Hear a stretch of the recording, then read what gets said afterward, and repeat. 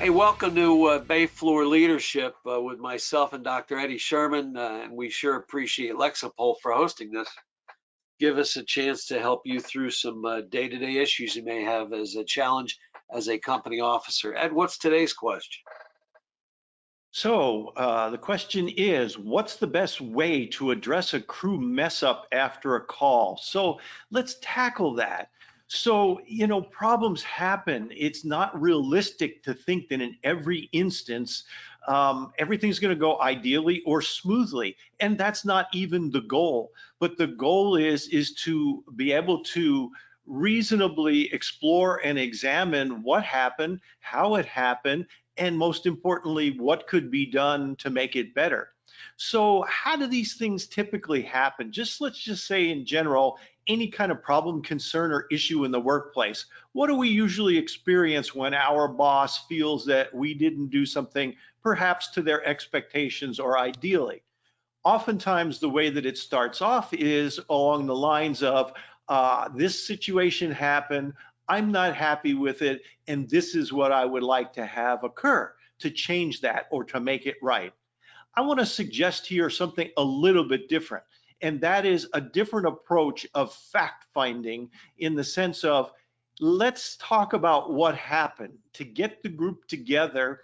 And presumably it's going to be done in a group setting, although there may be times where you have to have an individual pulled apart in private if they had a particular role or a part in what occurred, especially if you need to address something that's some sort of violation of a rule or policy. But generally speaking, in a group, what if you were to let the group talk about what happened? Say, hey, give us your perspective and go around the room and listen to everybody, and then ask them before the leader or the company officer declares what he or she thinks is the solution to this. This is a totally different approach, and let me explain why. What happens when somebody says we did something wrong? It's human nature. We become defensive and we may shut down and we may not respond in the most positive, productive way. So we want to minimize that and we want people engaged. Billy, what do you think? I've never been on the perfect call. I can probably go back to every incident I've ever responded to, either as a firefighter or as a boss, and tell you we do something a little bit differently this time or next time, and that's how we learn. By policy in our organization, any significant incident, and I define that if we have stretched more than 2 hose lines, we've got a policy that kind of addresses it, that we're to do a formal post-incident analysis, and that forces the discussion, okay? On the other hand, in a less significant incident, it would be up to the company officer to talk to the crew. And so often in life, especially, and I don't know why, it just seems these days, the information we initially get on things are not at all what the actual reality of the facts are. So as Eddie said, get the facts, find out what happened. Another captain came up to you and said, "Did you see what your crew did?" And listen to what they say, and then follow up. But ask the crew, how did it go? What went right? What went wrong? That kind of thing. And what's the mess up? Again, in many of the questions we've addressed, either through this program or through the company officer's dilemma, it depends on the situation. What's a mess up? Did you drop a hose and you pick it back up again? That's not even worth discussing. But did you forget to vent in coordination with an engine company? Did you forget to search certain rooms? Did you forget to go in with a hand line? Things like that. That's substantial, and those things need to be talked about, but should be talked about in an environment where we're going to learn it and not do it again, versus an environment where you're going to get jammed up and lose time, something like that. So yeah, I mean, we do the PIA, the post-incident analysis. You as a company officer, even if your department does not require that, I would recommend you do that on every run. And you can do what some people call as a hot wash, and that's done right at the scene with all the companies. We find a corner, we shut the engines down, everything's under control, and we sort of talk about what happened, and then the leader of the group, all right, what'd you see, what'd you see, what'd you do, would you do something differently? Sometimes in that environment, we're not so quick to say really what we feel like. Yeah, I think you should have done something different, but you don't want to jam somebody up in public.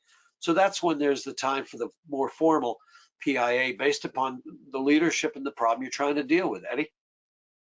Yeah, so definitely that old adage applies, which is praise in public and counsel in private. So for the company officer, if you do identify red flags, concerns, issues, obviously, you know, it's important as to how that's addressed. The other thing is in the group dynamic, assuming that it is a group situation, that potential pitfall. So the flip side of the coin, that some people may be uncomfortable to say something, the opposite of that could happen also, which happens in a group dynamic, which is that there's sort of finger pointing, which is somebody says somebody else messed up and they should have done something differently. So you as the company officer are going to be the facilitator of that conversation.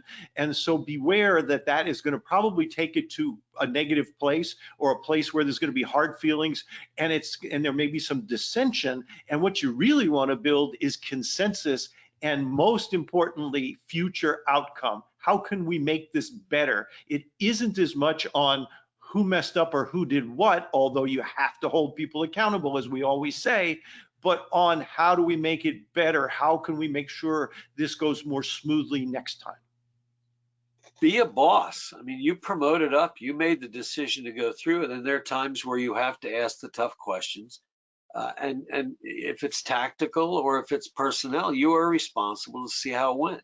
When an employee or a crew messes up, and I'm going to guess in almost most cases, a high percentage of most cases, it's a single company and the captain or lieutenant need to deal with it, and then get back to the chief who maybe drew it to your attention and say, here's what we've done, here's what I'm going to do to fix it in the future, because that happens in so many cases. We missed the first hydrant, we're picking up the second hydrant, whatever it is.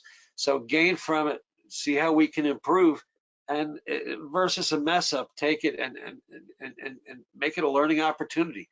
You know, you don't want to be a dork to be that officer, but you know what you do? You need to be that officer. See, you are the officer, you are the boss, you are expected to ask those questions in the appropriate scenario. So Ed, final comment?